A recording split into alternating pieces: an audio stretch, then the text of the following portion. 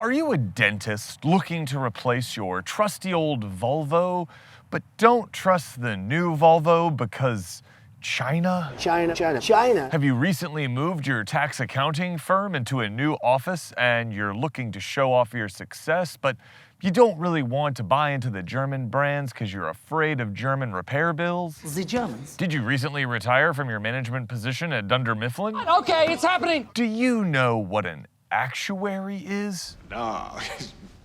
Well, then I have the car for you.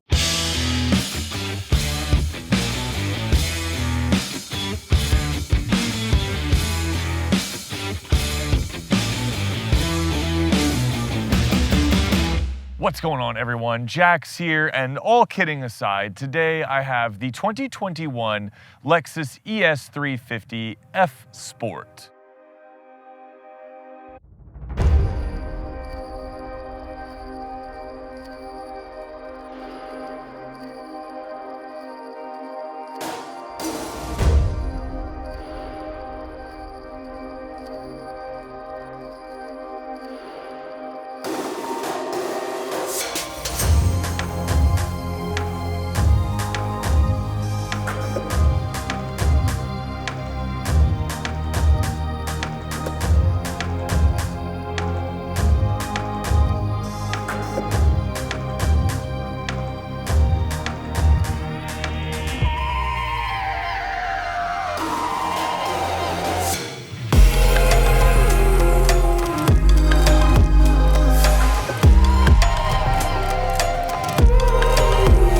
Let's talk styling right off the bat, because most previous iterations of the Lexus ES model line have been styled about as aggressively as a set of pajamas.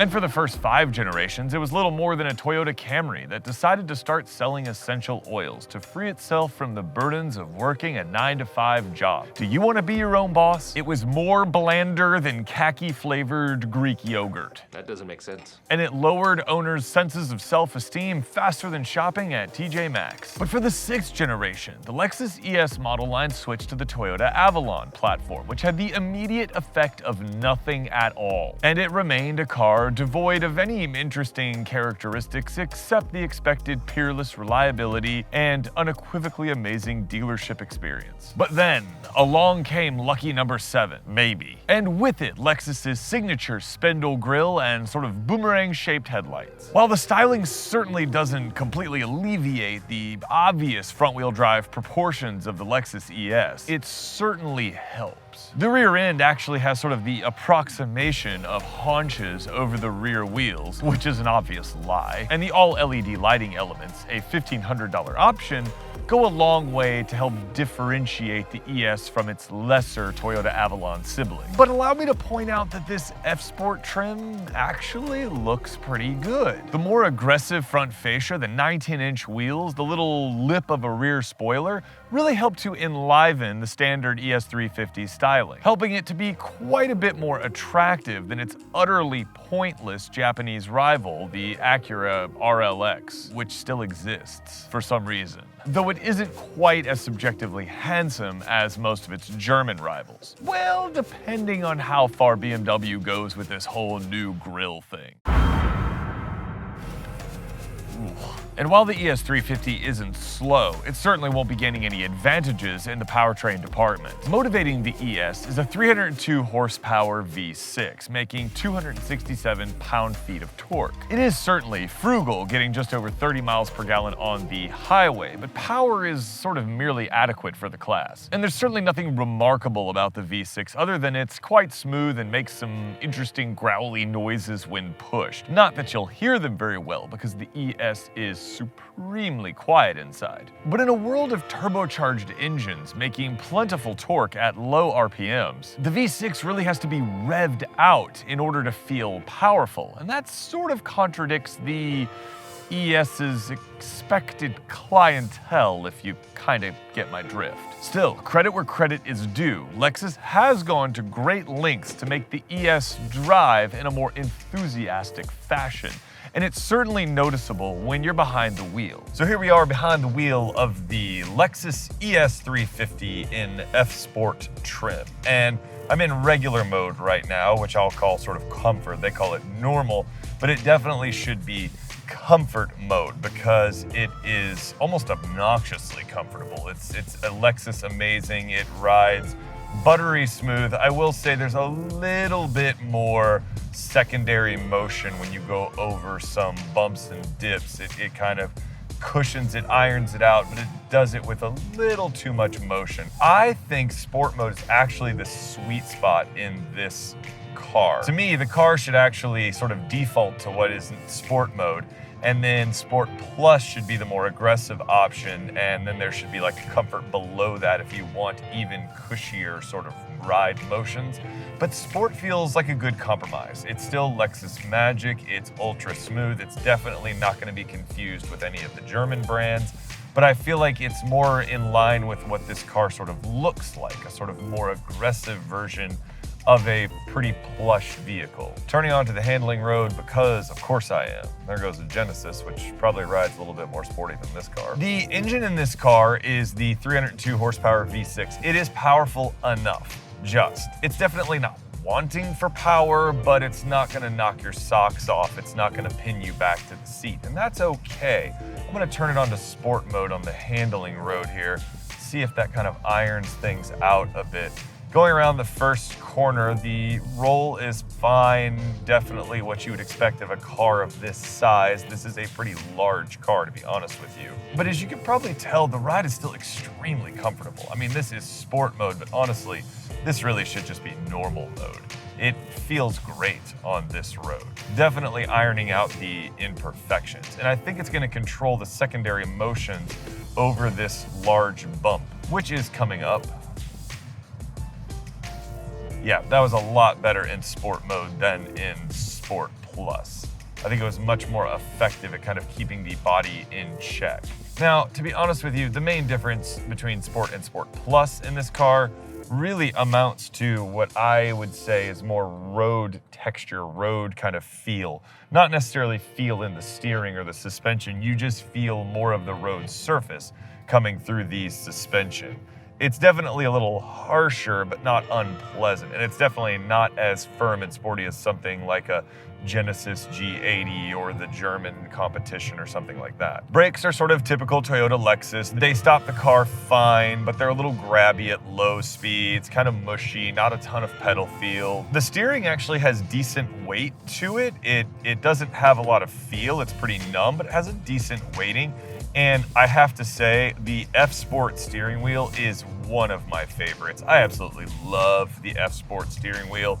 It's got a nice chunky thickness to the rim. It's relatively small. It's got awesome hand grips. It just feels and looks fantastic. It is, however, a $180 option in this F-Sport trim, which seems dumb. Why is it an option? I have the F-Sport. Give me the F-Sport steering wheel. Is that too much to ask? The biggest thing kind of working against this car is it just feels big. It's based on a large front wheel drive platform. It feels it.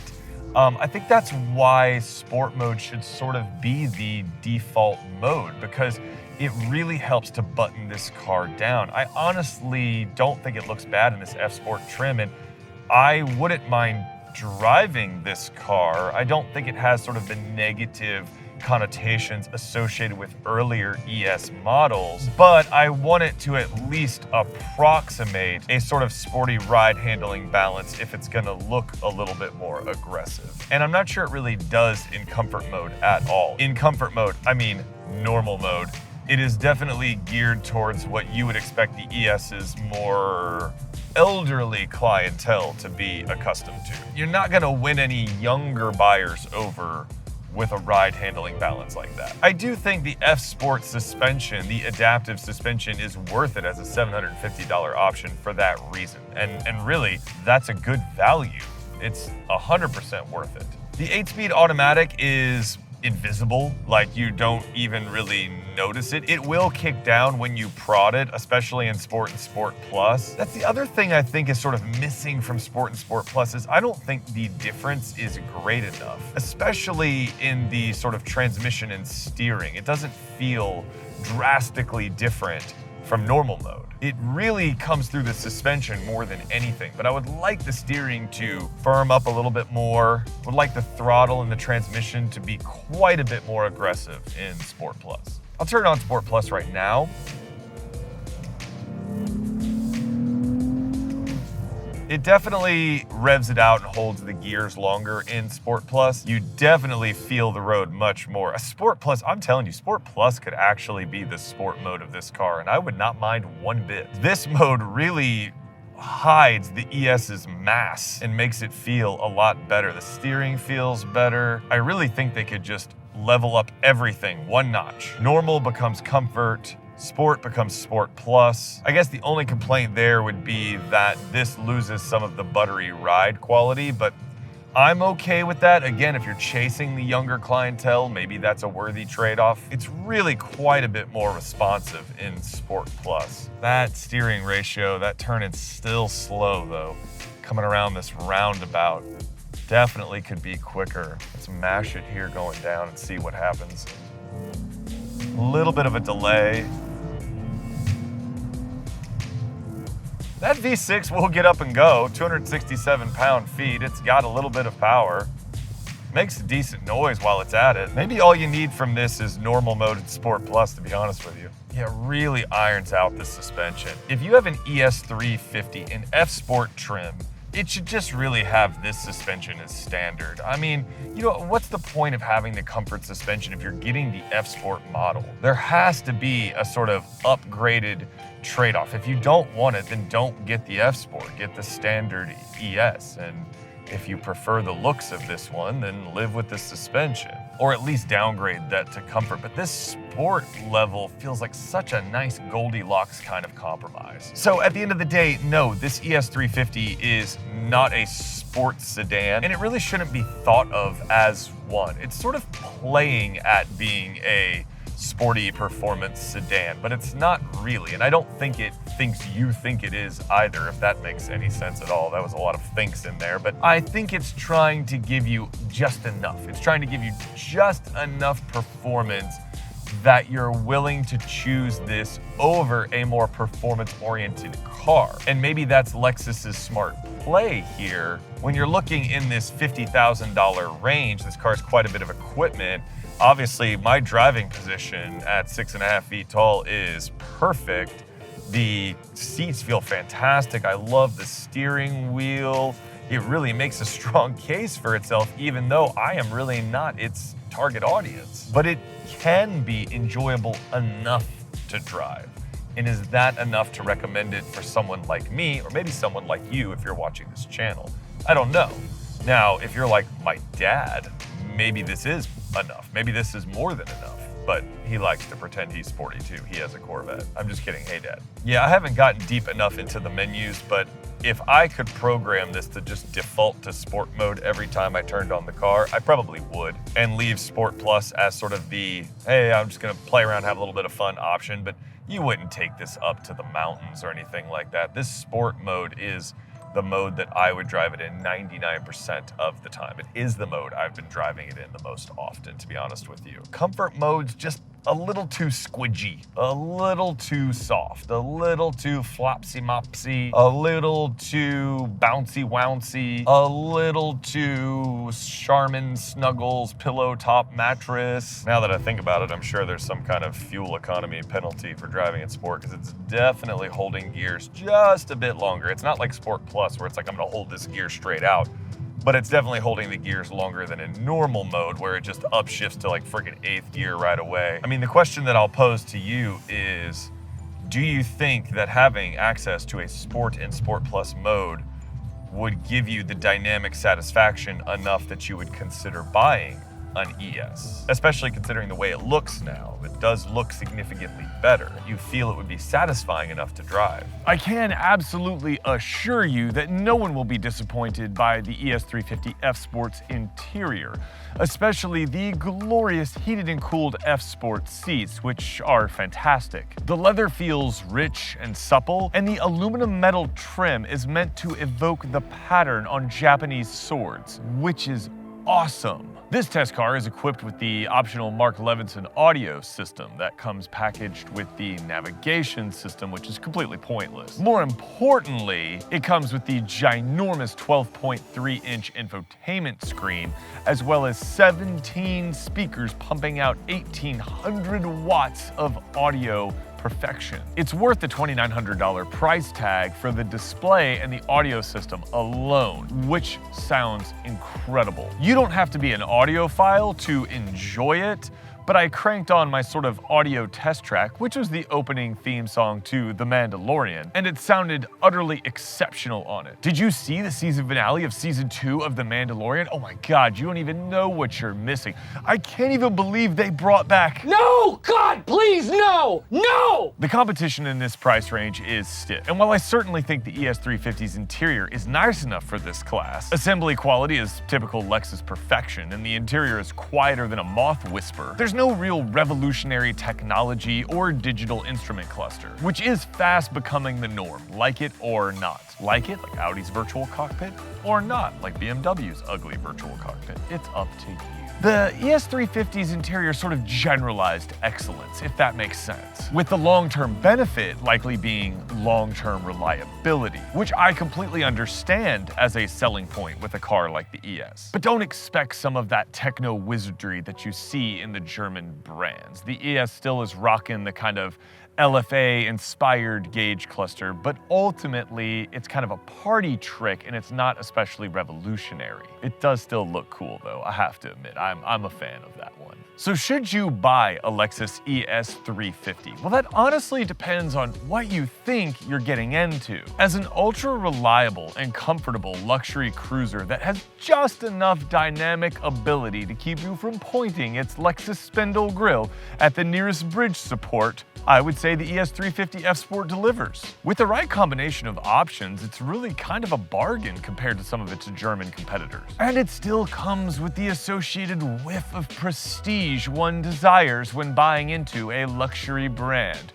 Perhaps Lexus isn't quite as prestigious as its German competition, but it is a lot more reliable, and the dealer experience is probably better. The incredible audio system, the enormous center screen, and the sort of LFA-inspired gauges certainly don't hurt. But it has to be said that this F Sport certainly isn't sporty AF. In fact, to be honest with you, from a sporting perspective, it delivers minimally on that promise. And what if you could get almost all of this goodness for quite a bit less money? Would that interest you? At over 53 grand as tested, this Lexus ES350 F Sport is $9,000 more expensive than a fully loaded Toyota Avalon. And is it $9,000 better than a fully loaded Toyota Avalon? I would argue no. It's not. Sure, if you want the largest and most reliable full-size luxury sedan, it's basically in a class of one. Acura RLX weeps quietly into the corner. But if you just want an ultra-reliable large sedan that spoils you enough,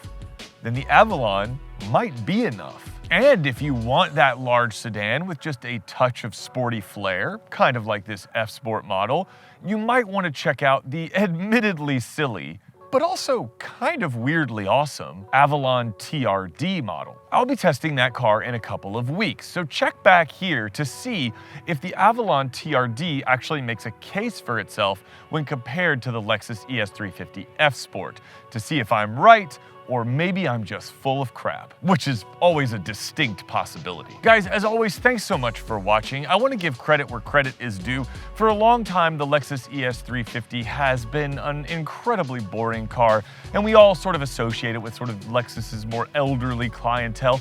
This F Sport model does look quite good.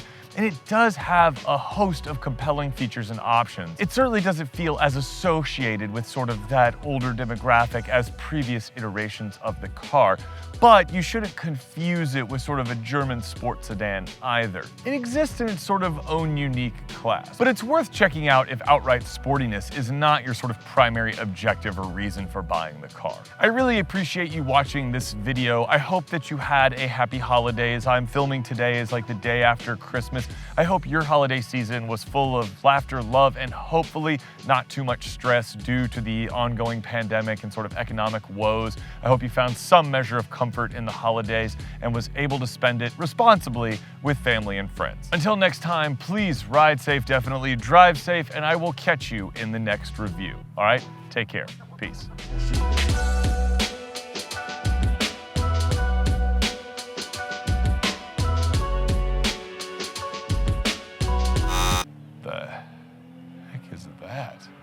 And it's some type of motorcycle.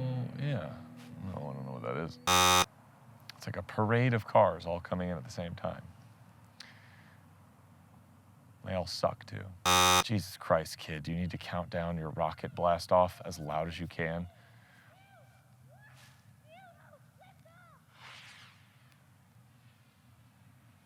Okay, I'm glad you're excited, but is that guy riding in circles? Oh no, that's a Can-Am Spider. Oh my God, we're gonna learn how to ride a motorcycle in the parking lot. Right here next to me. You're wearing khaki pants, high whitey socks, and penny loafers or something? Yeah, come on, ride around to this side while I'm filming a video. Ride closer to me. Yes, I appreciate you. You're even annoying the kid in the bottle rocket family. Bumpy road, take me home to the place I belong. Bumpy road in need of pavement. Just stop there like there was a stoplight and there's not a stoplight. Clearly an idiot. It is unbelievably quiet in this car.